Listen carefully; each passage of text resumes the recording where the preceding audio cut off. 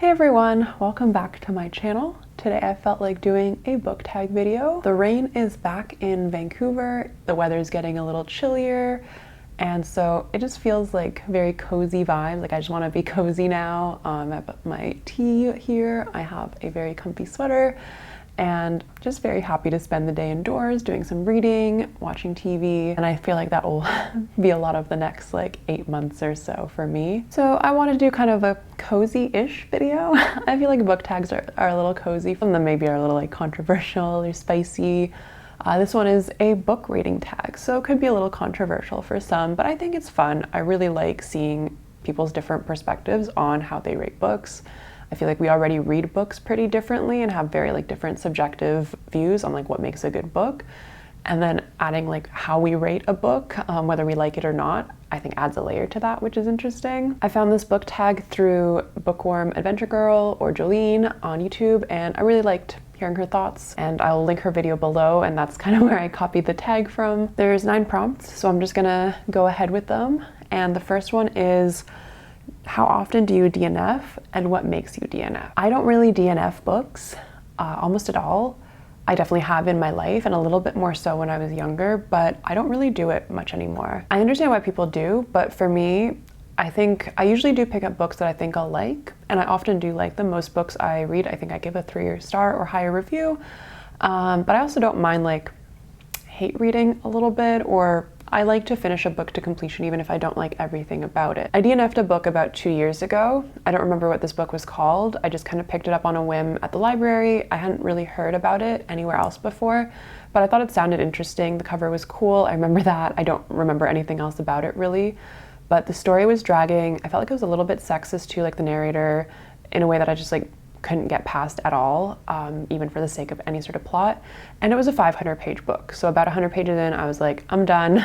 And maybe if it had been like a 200-page book, I might have just gone through it just to see like where it goes, but that was just too long for me. So I might be more willing to DNF a longer book, but I do definitely feel that sort of like, well, I've come this far, I might as well finish it. Second question is, do you rate books 1 star? And I do. I was kind of surprised. I went back to my Goodreads to see how often, and I only have 8 1-star reads on there. I didn't think it was a lot more, but I definitely thought it was more than 8, and I think at least 3 or 4 of them are books that I read in high school. A couple of them are actually books I DNF'd in high school, and others are just ones I didn't like. A couple of them are a little more recent, but yeah, only 8. So I don't give a lot of 1 stars. I think I read a lot of like books that, like, again, I think I go into a lot of books knowing that I'll enjoy them a little bit. I don't pick up books that I don't think I'll enjoy. There are some book prize books that I've read that I don't maybe love the most, but I usually find a little bit of merit in most books that I read. The last book that I gave a 1 star to was Love at First Set by Jennifer Dugan, and I talked about this book in my romance novel video. There was just so many things I had problems with in that one that I couldn't even give it 2 stars. I did kind of end up hate reading that one. If I was more of a DNFer, I might have DNF'd it, but I just have to kind of go through with it. The third prompt is, what is a 2-star book to you? I think a 2-star book is often a book where I can appreciate maybe the theme or one character, or like some very small aspect of it, but usually it's a book that I take a really, really long time to get through, not just because I'm busy. It's a book that I often find kind of boring. Usually I don't love the plot. Sometimes I don't love the characters, but I usually find like something, or I can appreciate maybe the writing style, but a lot of the rest of the book was not for me. A pretty recent example that I can give is I'm a Fan by Sheena Patel. I found some of the messaging in this book really interesting, and kind of like, I wish it was more in depth. It was kind of in depth about patriarchy, social media, our obsession with social media and being liked, parasocial relationships, especially race, gender, feminism, all these sort of messages that were interspersed in this book I really enjoyed, but I could not get past the narrator's voice. I thought she was one of the most annoying, whining narrators, and maybe that was kind of the point of who she was as a character. She's having an affair with a man, I think a married man, who is having affairs with multiple other people while she has a boyfriend as well, and this man is not even treating her well, the married man, and I was just at a loss as to why how this book could be really enjoyable. It really wasn't for me, but again, I appreciate those aspects of it, so I didn't want to give it 1 star. I think without that messaging, I absolutely would have. But I think there was some good commentary in the book that kind of redeemed aspects of it for me. but I did find a lot of the rest of it quite annoying personally. The fourth prompt is a 3-star book a good book for you? And I would be very curious to hear other people's answers on this one in particular, because I think this is kind of could be a little bit of a contentious one, not contentious in like a controversial way, but yeah, 3 stars is very middling. And for some people, I wonder if that means good or bad. So I mean, if you have a specific thought about this one, I'd be very curious, because I've kind of thought about this a lot when I do hover between giving a book a 2 or 4 star and eventually settle on a 3. There can be like a sort of fine line around why I do that. I think in general, a 3-star book, yes, is a pretty good book for me. It's usually somewhat entertaining. There's themes, characters, plot that I do like about it. However, it's usually a book that I don't find to be necessarily memorable. Like, I don't think this is a book I'll remember even a year from now. A lot of thrillers get a 3 for me. Certain short story collections, when I don't necessarily like more than a couple short stories, but maybe the ones I did like I really liked. Those are some examples of 3-star books for me. But typically they are like good books. They're usually books that I really liked in the moment. Another book I talked about in my romance novel video, Honey and Issue's Guide to Fake Dating. I had some issues with a few aspects of it, but it was a book that I read in like a day and a bit, and it was pretty entertaining. It was a very easy read, a relaxing read, a fluffy read in a lot of ways. But I don't know that it's a necessarily memorable romance novel or YA romance novel for me. And that's okay. It was fun. It was there. It was a good time while I was reading it, but I don't think it's a book I will reread. That's probably another thing.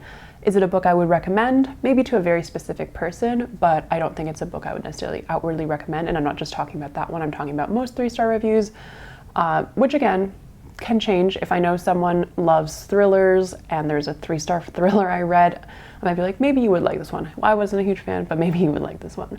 But in general, it's not a book that I would come up here, for example, and talk so much about and give a recommendation to on a broad level. The 5th prompt is, what does a 4-star book mean to you?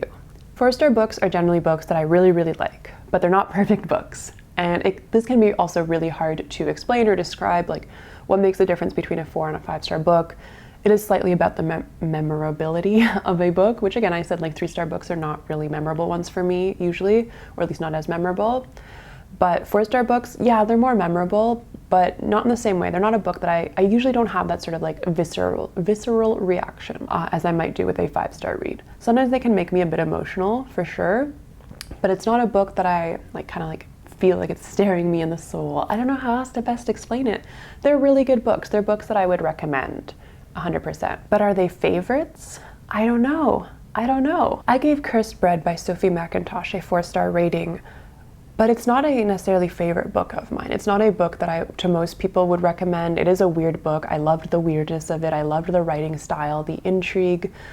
I don't always like kind of uncertain endings, but I did like this one. But it's not up there when I think of favorite books. I don't know how to explain this one better than that though. It's just, there was something about it, and this is kind of the complicatedness of rating books and why some people don't really rate books, I think, because it can get a little nitpicky and you kind of start to wonder, what is a good book? What is a good book for me? But for me, just not a favorite book. Not a favorite book, but maybe so close. 6th prompt is, do you ever do half-star ratings? And I do. I don't want to say pretty often, but pretty regularly. I'm also on the Storygraph, which makes it easy to give half-star ratings, but sometimes when I do leave a review on Goodreads, I will write the like 0.5 whatever. And I find I do that a lot with books that are in between a 3 and a 4. I will usually give them 3.5 because that just feels like it fits. Occasionally give 2.5, 4.5 a lot more rarely, but it has happened. But yeah, I think, I don't know, sometimes you can't just encompass something with a whole single star. It just needs that extra half or even quarter, but I won't get into that. The 7th prompt is, do you rate books 5 stars often? What do 5-star books do to make you rate them that high? And yeah, when I was talking about the 4-star books, it's really hard to explain. Again, I think they usually give me some sort of very emotional reaction, but that can be said of 4-star books as well sometimes, so I don't want to say like that's the only thing. But that's definitely a part of it.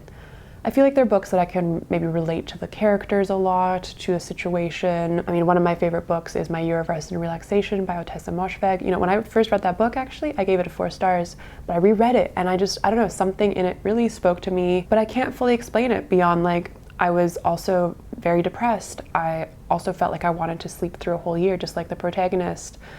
I liked the setting of New York City. I thought it was a funny book. I liked kind of the dark humor of it. And despite some of the problematic aspects of the book, I found it very entertaining, and it's a book that I've reread several times now. It's just a book that I know I will come back to again. It's a 5-star read for me. 5-star books are often books that I want to reread, and I will sometimes reread 4-star books as well. But those are favorites. Those are books that I almost always recommend, even if I know that like they might not be in someone's favorite genre. I will say, I think you should read this book. And maybe that's a bit of the difference between like a 3 and even 4-star book with a 5-star book, is sometimes I might recommend a specific 3 or 4-star book to someone who I know loves that genre of books. Whereas with my favorite 5-star books, I will just rave about them. Pod by Laline Paul is another great example. Like, I know that was a bit of a controversial book in the sense of, I don't know that it was super well liked on the Women's Prize for Fiction long list and short list, but that's a book that I talk about a lot to a lot of people because it did mean a lot to me. And I know it's kind of a weird book from the perspective of dolphins. There are some traumatic things that happen in it that I understand is not everyone's cup of tea, but when people ask me, oh, what's something interesting you read this last year? And this was a conversation that came up recently, I will say Pod, and I have said that a couple times this year since I've read it. The 8th prompt is, has your rating of books changed over the years? Absolutely, it has. I used to feel pretty bad rating authors anything less than 3 stars, especially authors that maybe don't have like a huge following. I would always feel really bad. So on Goodreads, even if I didn't love the book, I would try to give it a 3 or 4 stars if there was something redeemable about it. So that's probably the biggest way. I'm sure I saw books a little bit differently. I think I'm a little bit more critical now, especially in the case of thrillers. I think I would rated them a little more highly when I used to read them when I was younger. And now there are some overused things or overdramatic things in them that I just personally don't enjoy. There's a lot of like different twists that I just don't think are necessary in some thrillers.